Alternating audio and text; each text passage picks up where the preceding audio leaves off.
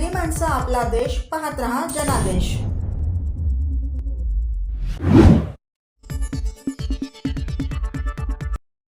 आपण पाहत आहात ठाणे महानगरपालिका सार्वत्रिक निवडणूक 2025-26 प्रभाग क्रमांक 7 मधील शिवसेना भाजपा युतीचे उमेदवार विमल भोईर यांच्याशी राम माळी यांनी केलेला जनादेश संवाद. नमस्कार, मी राममाळी. जनादेश टीव्ही न्यूज मध्ये आपल्या सर्वांचं मनपूर्वक स्वागत. आपण पाहत आहात जनादेश टीव्ही न्यूज. आपली माणसं, आपला देश. पाहत राहा जनादेश. आपण आता ठाण्यामधील प्रभाग क्रमांक 7 मधील उमेदवार विमल भोईर, श्रीमती विमल भोईर यांच्याकडे आपण आलेलो आहोत. त्यांच्याशी जनादेश टीव्ही न्यूजच्या माध्यमातून आपण संवाद साधणार आहोत. नमस्कार मॅडम, जनादेश टीव्ही न्यूज मध्ये आपलं स्वागत आहे. नमस्कार. आपण प्रथम आपला परिचय करून द्या. मी प्रभाग क्रमांक 7 मधून वर्तकनगर भीमनगर मधून तिसऱ्यांदा अधिकृत उमेदवार म्हणून उभी राहिलेली आहे. माझं नाव आहे श्रीमती विमल अर्जुन भोईर. पहिला प्रथम मी आमच्या शिंदे साहेबांचे आभार मानते की त्यांनी तिसऱ्यांदा मला तिकीट देऊन म्हणजे अधिकृत उमेदवार म्हणून निवड केलेली आहे. आणि आमचे मंत्री महोदय, परिवहन मंत्री महोदय श्री प्रताप सरनाईक यांच्या कृपेने, तसेच मस्के साहेब खासदार यांच्या कृपेने मला तिसऱ्यांदा उमेदवारी मिळालेली आहे. आणि त्या उमेदवारीचं मी उल्लंघन करणार नाही, हा पहिला माझा धर्म असणार. कारण विकास कामं करणं हे आम्हाला नगरसेवकांना बाळासाहेबांनी दिलेली शिंदे की नगरसेवक आहे तो नगरसेवक का म्हणून नगराचा सेवक, नगर सेवक. न म्हणजे नगर, से म्हणजे सेवक, ग म्हणजे ज्या आपल्या अडचणी असतात, त्या समस्या असतात, व म्हणजे घेतलेला वसा, क म्हणजे माझी कृतज्ञ. आता नगरसेवकांची जी कामं असतात, आता माझा प्रभाग आहे हा स्लम एरिया आहे. आणि या स्लम एरियामध्ये पहिली गोष्ट, ज्या योजना आता आम्ही अंमलात आणलेल्या आहेत, जे लाडकी बहीण योजना आहे, परत शासनातर्फे मी जे मोदी सरकारकडून जे काही योजना आखल्या गेल्या त्यांचंही मी काम केलं. कोरोनासारख्या महामारीमध्ये घराघरात पोचून मी अन्नधान्य पुरवणे, त्याशिवाय त्यांच्या जे ॲडमिट झालेले पेशंट होते घरातील, त्यांनी मला फोन करून माझ्याकडनं बिल कमी करण्याची मागणी केली. तेही मी माझ्या अगदी मनापासून कामं केली. राहिला विषय प्रभागात, ह्या स्लम एरियामध्ये गटार, नाले, लाईट, शौचालय, पाणी हे मेन काम असतं. आणि हे काम मी अगदी माझ्या मनापासून मी त्या कामांना प्रतिसाद दिला. गटारावर चेंबर बसवले.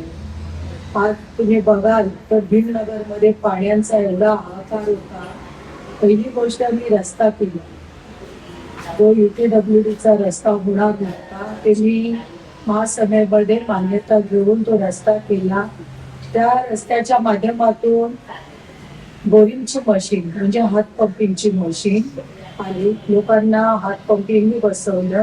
शौचालयाचा प्रश्न होता, मी महिलांसाठी शौचालय, पुरुष वर्गासाठी शौचालय, अनेक कामं केली. IMAX लाईट लावली. परत राहिला विषय आता आरोग्याचा. तर आरोग्याचे शिबिर मी अनेक इथं उपलब्ध करून दिले, की जेणेकरून स्लम एरियामधला कोणी व्यक्ती असा नाही की डॉक्टरांचा बिल भरेल. तेही मी काम केलं अगदी मनापासून. राहिला विषय हॉस्पिटलमध्ये त्यांना रेमेडिकचं इंजेक्शन मिळत नव्हतं, तेही पुरवलं. असे बऱ्याच कामांना मी आरोग्यविषयी प्रतिसाद दिला. शिंदे साहेबांच्या वाढदिवसाच्या दिवशी आमच्या प्रभागाने रक्तदान शिबिर त्याची योजना केली.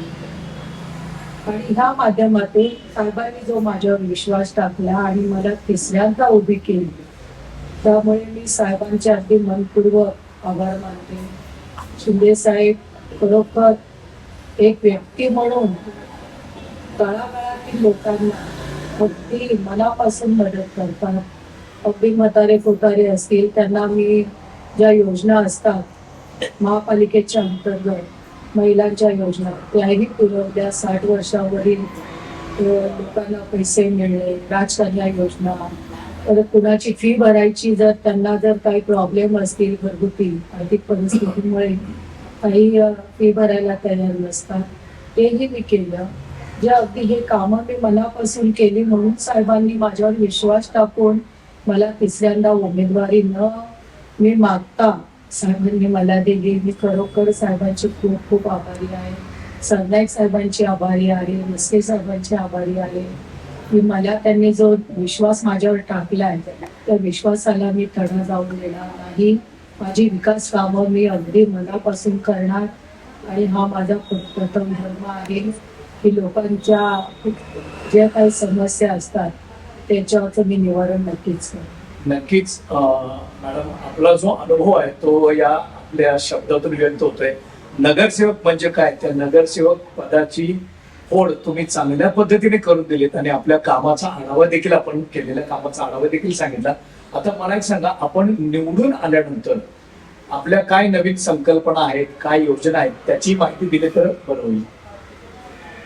निवडून आल्यानंतर माझी योजना एकच असेल की हा जो स्लम एरिया आहे तिथे क्लस्टर योजना साहेबांनी नक्कीच राबवावी. साहेब 4 दिवसापूर्वी येऊन गेले, त्यांनी ग्वाही दिली की बाबा मी इथे क्लस्टर योजना आखतो म्हणून. कारण जेव्हा क्लस्टर योजनेचा जन्म झाला, कदाचित तुम्हालाही माहिती नसेल, कुणालाही माहिती नसेल, 2013ला पहिला पत्र मी SRI ला दिला. ही क्लस्टर योजना ही माझ्या दिगनगरमध्ये राबवण्यात आलेली आणि साहेब 100% राबवणार. कारण इथे काळाची गरज आहे.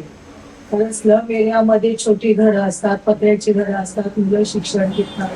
तर त्या मुलांच्या शिक्षणासाठीही मला जेवढं काही करता येईल तेवढं मी नक्कीच करणार. आता तुम्ही पाहिलं तर मी इथे मुलांसाठी व्यायामशाळेची मागणी होती, ती व्यायामशाळाही मी पूर्ण केली.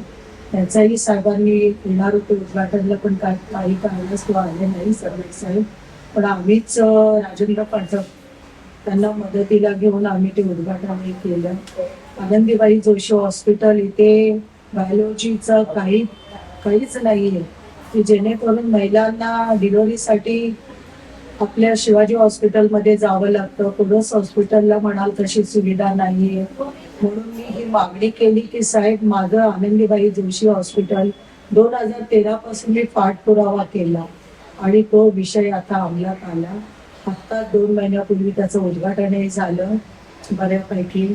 अजून मला बरंच काही करायचं आहे आणि ते मी जे इथे स्लम एरियामधील विद्यार्थी असो वा आता आमच्या वसंतनगरमध्ये बिल्डिंग झालेले आहेत, टॉवर झालेले आहेत आणि जे मानव वसाहत आहे त्यांच्यासाठी मी महिलांसाठी बऱ्याच योजना करून दिल्या, ज्या फ्रीमध्ये केश रचना, वेशभूषा, साडी कसं नेसणं, रांगोळी स्पर्धा, रांगोळी काढणं, या स्लम एरियामध्ये शिवणकला. आता त्या महिला स्वतः कपडे शिवतात आणि स्वतःचं घरकाम करण्यापेक्षा त्या मुलांकडे लक्ष देऊन घरामध्ये कपडे शिवतात.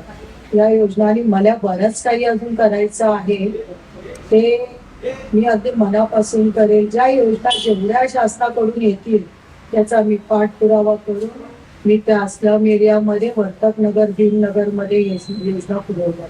नक्कीच महिलांसाठी, महिला सक्षमीकरणासाठी आणि महिलांना रोजगार निर्मितीसाठी आपण काय योजना जसं पहिली गोष्ट मी आताच तुम्हाला सांगितलं की मी शासनातर्फे महिलांसाठी फ्रीमध्ये शिवण क्लास, शिक्षण हे केलं. कुकिंगचे क्लास हेही केले आणि त्या महिला आता बऱ्यापैकी करतायत. जे शिवण क्लास केलं त्याच्या माध्यमातून त्या घरामध्ये बसून कपडे शिवतात. म्हणजे रोजंदारी त्यांना, जिथे आपण टेलरला 500 रुपये देतो तिथे त्या 300 रुपयामध्ये ब्लाऊज शिवून देतात. आणि काही कपडे असतील घरामध्ये फॉल बिडिंग करणं किंवा अजून महिलांसाठी जर आता सरनाईक साहेबांनी एक समाज हॉल उभारला आहे. त्या समाज हॉलमध्ये ज्या काही शासनाच्या योजना येतील त्या मी तिथे चालू करणार. बरोबर. महिलांच्या सुरक्षिततेसाठी आपण काय योजना राबवणार आहात? महिलांच्या सुरक्षतेसाठी महिला ही सक्षमीकरण स्वतः रणरागिणी आहे. तिने तिचा विचार स्वतः करावा की आपण जे काही आपल्याला कुणाचा हात मिळाला पाहिजे याची आशा न बाळगता त्यासाठी कराटे क्लास तर मी नक्कीच घेणार आहे. महिलांसाठी योगा क्लास घेणार आहे.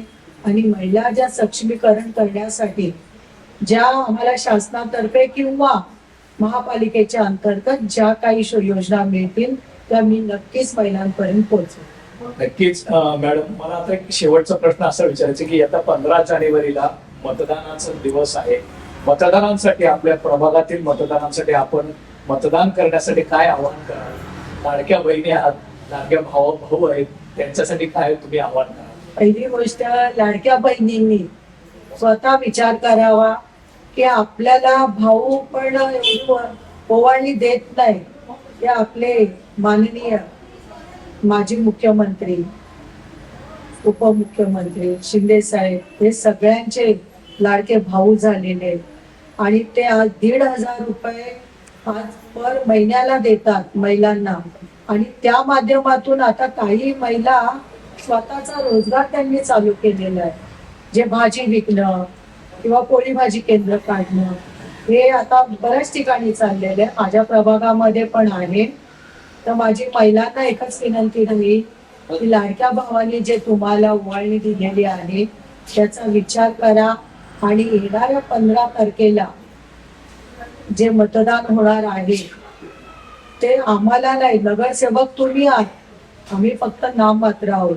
एक कार्यकर्ता जेव्हा मदत करतो तेव्हा आम्ही नगरसेवक होतो. आणि ह्याची जात मला आहे. कारण कार्यकर्ता, आज माझे कार्यकर्ते आहेत ते मी स्वतः नगरसेवक नाहीये तर मी त्यांना नगरसेवक पद दिलेलं आहे.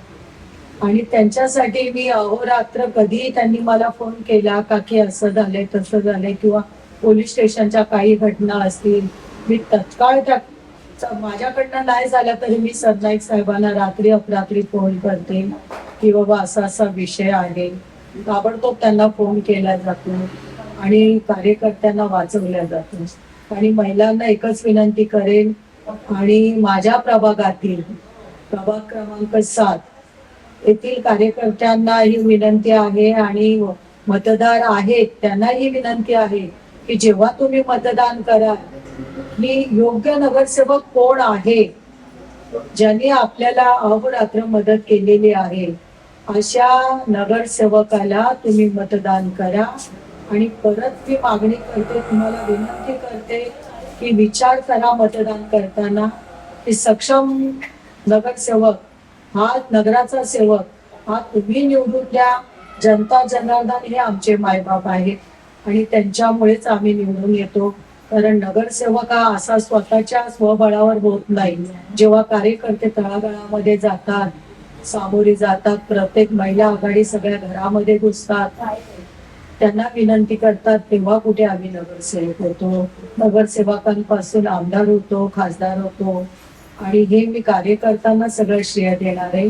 आणि सगळ्यांना विनंती एकच करेल की तुम्ही येणाऱ्या 15 तारखेला स्वतः जाऊन मतदान करा आणि भरघोस मतांनी निवडून द्या, ही विनंती करते. जय हिंद, जय महाराष्ट्र, जय हिंद. नक्कीच. जनादेश टीव्ही न्यूजच्या माध्यमातून या प्रभाग क्रमांक 7 मधील विमल भोईर म्हणजेच आपल्या सर्वांच्या लाडक्या काकी यांना आपल्या वतीने शुभेच्छा देऊया. धन्यवाद.